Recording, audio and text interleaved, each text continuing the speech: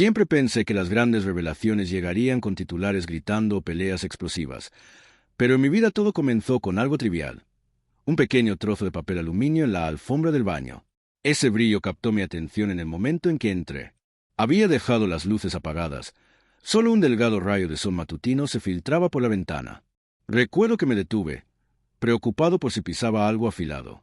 Vanessa, mi esposa, no había mencionado haber tirado nada, pero no sería la primera vez que un pequeño objeto terminaba en el lugar equivocado. Cuando me agaché, me di cuenta de que el destello provenía de un círculo de aluminio redondo, del tamaño de la uña de mi meñique. Parecía familiar, el tipo de respaldo que queda cuando sacas una pastilla de un blister. Un lado estaba en blanco, pero el otro decía 2. Ese detalle me hizo detenerme. Hoy era miércoles, lo que significaba que ese aluminio debería haber cubierto la pastilla del martes. Yo no tomaba ninguna medicación. Estaba sano y solo tomaba aspirinas de vez en cuando.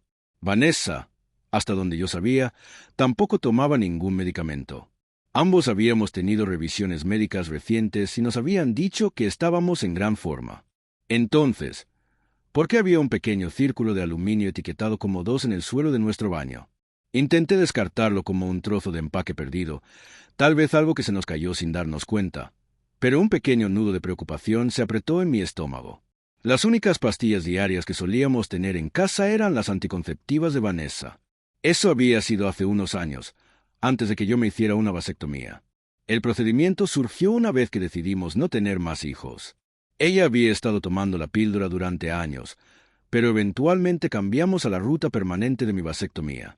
Después de eso, supuestamente dejó de tomar anticonceptivos por completo.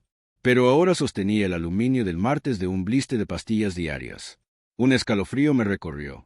Si ella seguía tomando la píldora, solo podía significar que estaba preocupada por quedarse embarazada. Si estaba preocupada por un embarazo, eso significaba que mi vasectomía no era suficiente para ella, o que estaba durmiendo con alguien más. En el pasado, quizás solo le habría preguntado directamente, pero algún instinto me dijo que investigara antes de confrontarla. Siempre he sido metódico, especialmente después de todas las noches que pasé perfeccionando diseños de ingeniería en mi firma. Necesitaba más pruebas antes de decidir si estaba exagerando o si realmente tenía motivos para sospechar. Limpié, puse el aluminio de vuelta donde lo encontré y me aseguré de que el baño quedara exactamente como estaba antes. Luego conduje al trabajo, con la mente llena de preguntas que no podía responder. En la oficina, en lugar de sumergirme en los nuevos contratos, comencé a buscar kits de ADN privados y equipo de vigilancia encubierta. Mis pensamientos se habían vuelto oscuros en el lapso de una hora, pero sabía que necesitaba claridad. Si Vanessa realmente estaba engañándome, quería saber con quién, desde cuándo y si nuestros hijos, James y Sonia, eran siquiera míos. Teníamos 2 hijos, James de 5 años y Sonia de 3. Siempre creí que eran de mi sangre. Aún así, esa duda me carcomía. Si ella había mentido sobre las píldoras, ¿podría haber mentido sobre todo lo demás? Pedí una serie de artículos, grabadoras de voz discretas, cámaras diminutas que podían colocarse en la casa, software de clonación de teléfonos y kits de pruebas de ADN. Me sentía enfermo al hacerlo, pero me convencí de que era necesario. Quería hechos innegables antes de tomar cualquier paso que pudiera destruir nuestra familia. Esos pocos días esperando la entrega parecieron eternos. En ese tiempo, observé de cerca a Vanessa, buscando comportamientos sospechosos. Parecía normal. No había grandes cambios en su rutina, no noches repentinas fuera de casa. Nuestra vida íntima era la misma de siempre, 1 o 2 veces por semana, a menudo antes de que los niños se despertaran. No se apresuraba a ducharse para eliminar olores extraños, ni usaba perfume o ropa diferente. Si estaba engañando, lo estaba cubriendo de manera excelente. Cuando llegó el viernes, recibí una llamada en el trabajo de que mis paquetes habían sido entregados. Los había enviado a la oficina para que Vanessa no hiciera preguntas incómodas. Esa tarde, fingí tener un horario ligero y llegué a casa temprano. La au pair que nos ayudaba con los niños mientras Vanessa y yo trabajábamos estaba alimentándolos. Con ella ocupada, subí al piso de arriba e instalé cámaras en el baño, la sala de estar y el dormitorio, los espacios principales donde sospechaba que podría aparecer evidencia. El baño era crucial para ver si Vanessa realmente estaba tomando anticonceptivos. Tan pronto como los niños se acostaron, usé hisopos en las mejillas de cada uno para los kits de ADN, haciendo lo posible para que no vieran lo que hacía o entendieran su significado. Solo pensaron que papá estaba revisando sus mejillas con un algodón gracioso. Me hisopé a mí mismo también. Luego envié las muestras. Los resultados prometían llegar en unas 48 horas desde que el laboratorio las recibiera. Esa noche, Vanessa llegó a casa a la hora habitual.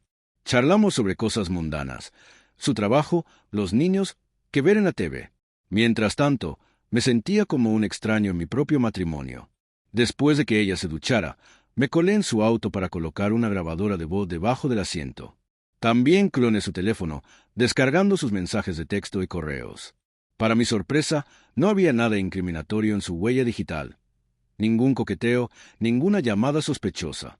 Eso significaba o que estaba equivocado, o que era más cuidadosa de lo que imaginaba. El fin de semana fue casi normal. Hicimos lo de siempre, tareas del hogar, un viaje al parque con los niños y intimidad matutina que se sentía más como una obligación rutinaria que como un acto de amor. Mantuve una actitud educada, pero por dentro estaba inquieto. Para el lunes por la mañana, Vanessa se dirigió al trabajo como de costumbre y yo le dije que trabajaría desde casa para ponerme al día con algunos proyectos. En el momento en que se fue, saqué las tarjetas micro SD de las cámaras y cargué las grabaciones en mi computadora. Las imágenes del baño mostraron a Vanessa tomando una pequeña pastilla blanca aproximadamente a la misma hora cada día. Confirmado, definitivamente había vuelto a tomar la píldora. Mi corazón se hundió, pero me obligué a seguir revisando. La cámara del dormitorio presentó la siguiente sorpresa. El sábado por la noche, mientras yo estaba ocupado cocinando la cena, ella salió de la ducha, fue al dormitorio y escribió un mensaje en un teléfono que yo no reconocía. Aparentemente tenía un segundo teléfono que no era el que yo había clonado. La vi terminar de escribir, caminar hacia la rejilla de aire acondicionado, abrirla con cuidado y guardar el teléfono dentro. Me quedé atónito. Tenía un teléfono secreto. No era de extrañar que no hubiera encontrado nada en su teléfono oficial. También tenía sentido que lo mantuviera fuera de vista cuando yo estaba cerca. Necesitaba ver qué había en ese segundo teléfono. Esa noche, después de que ella se acostara, revisé la rejilla desde el otro lado, que se abría en la habitación de Sonia. El teléfono no estaba allí. Debía estar en su bolso o en otro lugar. Así que esperé mi momento.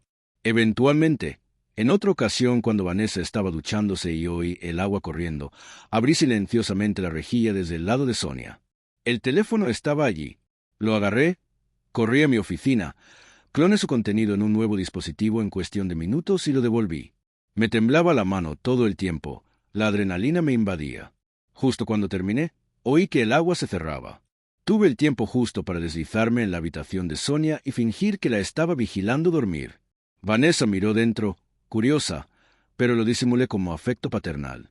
A la mañana siguiente, en mi oficina, finalmente accedí a los datos clonados del teléfono. En segundos, mi visión se nubló con lágrimas. Era exactamente lo que temía. Los mensajes de texto eran explícitos, describiendo tardes robadas en hoteles y actos íntimos entre Vanessa y otro hombre. Ella bromeaba sobre cómo yo no sospechaba nada. Incluso mencionaban programar alrededor de mis viajes. El hombre nunca era nombrado en los textos, lo que solo me hizo más seguro de que era alguien con quien trabajaba de cerca y no quería un nombre por escrito. Me senté allí llorando, ignorando los pins de mi secretaria Michelle en el intercomunicador. Eventualmente llamó y abrió la puerta, encontrándome encorvado sobre mi escritorio, con lágrimas cayendo.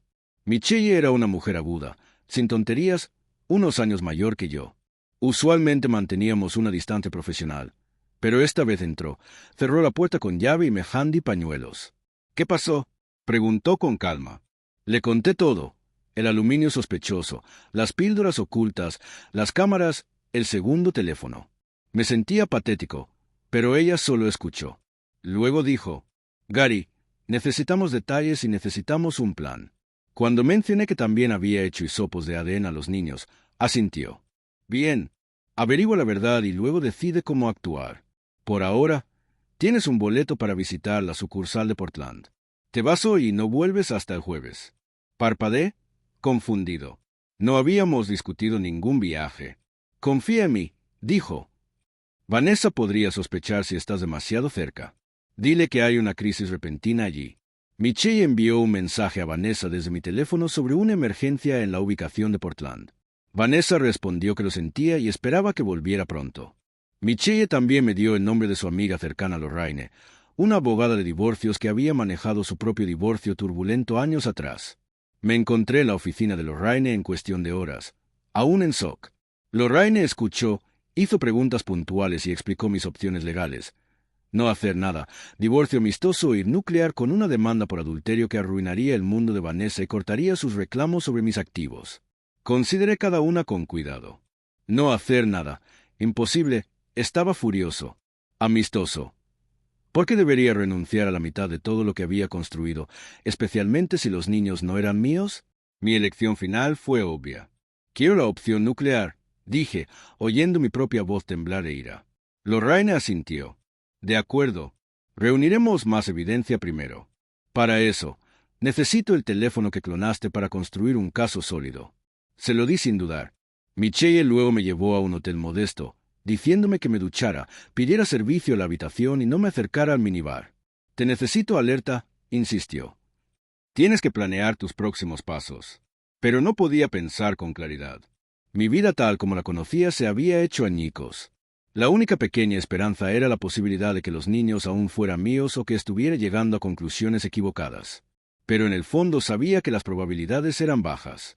A la mañana siguiente, recibí un texto de la compañía de ADN diciendo que mis resultados estarían listos por la tarde. No podía obligarme a mirarlos. Michelle, sintiendo mi hesitación, tomó mi teléfono, cargó la página de resultados y frunció el ceño. Aún no están arriba, dijo suavemente, devolviéndome el teléfono. Revisaremos de nuevo en unas horas. Mientras tanto, tenía que asegurar mi futuro financiero. Michelle me recordó que había más de 100 empleados dependiendo de mi liderazgo en nuestra firma de ingeniería. Si Vanessa me limpiaba, el negocio podría colapsar y todas esas familias sufrirían. Eso me endureció. Me obligué a pensar como el ingeniero que soy, estrategizando cada paso. Visitamos a mi abogado de negocios de larga data, Brian Spencer. Me recordó que teníamos un acuerdo prenupcial en vigor. Cada socio en nuestra firma debía firmar uno antes del matrimonio para proteger la compañía de disputas maritales. Ese prenup protegía la compañía de reclamos conyugales, lo que significaba que Vanessa solo podía atacar mi salario personal y activos como la casa y el 401 Kelvin. Aquí mi consejo, dijo Brian. Compra la parte de tu socio Robert, quien ha estado insinuando que quiere vender. Pon tantos activos líquidos como sea posible en la compañía, incluso si significa tomar un préstamo. Eso mantiene tu dinero detrás de un firewall al que ella no puede acceder. Sonaba abrumador, pero era mejor que dejarla llevarse la mitad. Llamé a Robert. Inicialmente solo preguntó por qué y le dije la verdad en una frase plana. Vanessa ha estado engañando, posiblemente desde el día 1. Dijo que lo sentía y accedió a vender la mayoría de sus acciones, manteniendo solo el 5% como ingeniero consultor. Redactamos los papeles. Al almuerzo, Michelle y yo revisamos los resultados de ADN de nuevo. Esta vez estaban publicados. Ella los leyó primero, con una expresión de pesar. Lo siento, Gary. Mis manos temblaron al tomar el teléfono. Ambos niños eran hijos del mismo hombre, pero ese hombre no era yo. Mi pequeño niño y niña, cuyos primeros pasos y primeras palabras había atesorado, no eran míos en absoluto. Sentí una rabia más caliente que cualquier cosa que hubiera experimentado. La voz de Michelle cortó mi niebla. Mantén el enfoque o lo perderás todo. Me guió fuera del restaurante y de vuelta a la oficina de Lorraine. Cuando llegamos, Lorraine tenía su propia actualización. Tenemos un informe preliminar de un investigador privado. Vanessa tuvo a un hombre en tu casa anoche. No pudimos ver dentro, pero tenemos imágenes de él entrando. Usó su propia llave. Mi estómago se revolvió. Más tarde, revisando la cámara de la sala, lo vi entrar, recibido por nuestro hijo. No, por el hijo de ella, gritando, «Papá». Bill. Mis lágrimas vinieron en olas imparables. Eso me dijo todo lo que necesitaba saber sobre la identidad del padre. Bill Whitehide, el jefe de larga data de Vanessa. Me di cuenta de que esto podría haber estado ocurriendo durante toda la duración de nuestro matrimonio o casi. Lorraine tomó las imágenes y cruzó el nombre de Bill. Era un ejecutivo de alto nivel en la firma de Vanessa, sujeto a una estricta política de no fraternización. Podemos ir contra su compañía por eso, dijo Lorraine, y contra por alienación de afecto, más tu esposa por cualquier. Reclamo falso en certificados de nacimiento. Enumeró una letanía de posibles estrategias legales, todas agresivas y devastadoras. Estaba completamente comprometida con la ruta nuclear que había elegido. Regresé al hotel entumecido. Miche apareció en mi puerta esa noche diciendo: «No deberías estar solo. Recoge tus cosas. Vienes a mi casa». Estaba demasiado exhausto para discutir. Miche tenía una casa de un piso más grande de lo que esperaba y me dio una habitación privada. No había cercanía física ni vibe romántica. Era más como si yo fuera un hombre destrozado y ella estuviera interviniendo como amiga, una que no confiaba en que yo me mantuviera unido solo. El siguiente gran paso involucró finalizar la compra de Robert. Teníamos que canalizar mi dinero en la compañía, haciendo que pareciera casi penniless. Una vez que todo estuvo hecho, moví todos los fondos personales, cobré mi 401k aceptando la penalización y preparé refinanciar la casa. Al final, parecería tener una fracción de mi verdadero valor. Era legal gracias al acuerdo prenupcial y al timín de estas transacciones antes del divorcio. Brian redactó todos los papeles. Robert firmó. Me convertí en el accionista mayoritario. Ahora todo estaba a nombre de la compañía, seguro del alcance de Vanessa. El lunes por la mañana, Lorraine presentó la demanda de divorcio por motivos de adulterio, fraude y angustia emocional. Al mismo tiempo, presentó una demanda contra el empleador de Bill por no hacer cumplir sus propias políticas. También tenía servidores de procesos listos para entregar todo en persona. Uno a Bill en su oficina, uno al Departamento de Recursos Humanos de la compañía y uno al escritorio de Vanessa. Miré el reloj. A las 10 de la mañana en punto, mi teléfono pingó con un correo. Los papeles de divorcio habían sido entregados. Las otras demandas se entregaron minutos después. En 10 minutos, mi teléfono se iluminó. Esperaba que fuera Vanessa, pero era mi madre. Gary dijo: «Hola, mamá. ¿Qué es esto?» Su voz era aguda. «Recibí tu carta. Tu padre también. ¿Realmente estás haciendo esto? ¿Leíste?» Pregunté. «La leí y no lo creo», dijo. «Esta es Vanessa, tu esposa, la madre de tus hijos. ¿Cómo puedes simplemente...?» «No son mis hijos», la interrumpí. Hubo una breve pausa. «Entonces dijo que son tuyos en todo lo que importa». «No, no lo son», dije. «Los criaste. Has sido su padre desde el día en que nacieron. ¿Estás diciendo que eso no cuenta para nada?» «Estoy diciendo que fue construido sobre una mentira». Su respiración era fuerte a través del teléfono. «Entonces, ¿qué? ¿Solo vas a alejarte como si no significara nada para ti? ¿Los estás castigando por algo que Vanessa hizo? ¿No crees que van a sufrir porque de repente decidiste que no quieres ser su padre más? ¿De qué demonios estás hablando?», grité. «No quiero perder a mis nietos por esto». «No lo haré», dijo. «Entonces no lo hagas», dije. «Es tu elección. Tengo que irme». «Gary». Colgué inmediatamente. Mi teléfono sonó de nuevo. Era Vanessa. «Gary, necesitamos hablar», dijo. Su voz temblaba. «Estoy yendo a casa». No dije nada y colgué.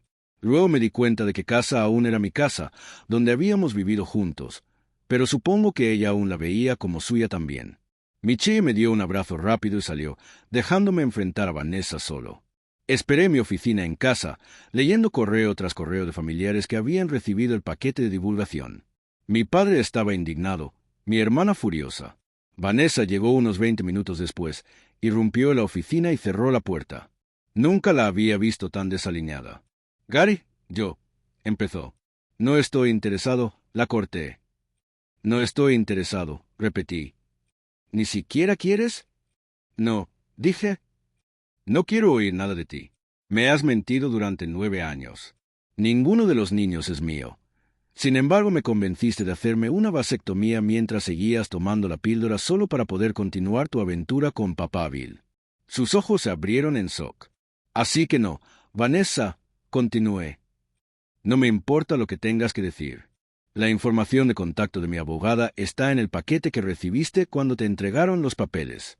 Si tienes algo importante que discutir, puedes hablar con ella». «¿Qué hay de los niños?», preguntó. «¿Qué niños?», respondí. «No tengo ningún hijo. Y si dependiera de ti, nunca tendría ninguno. Podría preguntar por qué me hiciste esto, pero realmente no quiero oír otra mentira. No tengo interés en tus excusas o justificaciones. Solo quiero que este desastre termine para poder recoger los pedazos de mi vida y seguir adelante». Llamé a la au pair a la habitación. Sabía que podía oírme ya que la puerta de mi oficina estaba abierta y ella estaba en la habitación contigua. «¿Estás despedida?», dije. «Efectivo inmediatamente. Recoge tus cosas y vete». ¿Qué? Preguntó. ¿Por qué? Porque estabas cubriéndola, dije, señalando a Vanessa. Sabías que estaba durmiendo con su jefe. No sé si sabías que los niños eran de él en lugar de míos, pero definitivamente sabías lo que estaba pasando. Tengo prueba en vídeo de ti hablando con Bill sobre los niños. Vete, Gary, intervino Vanessa. No puedes despedirla.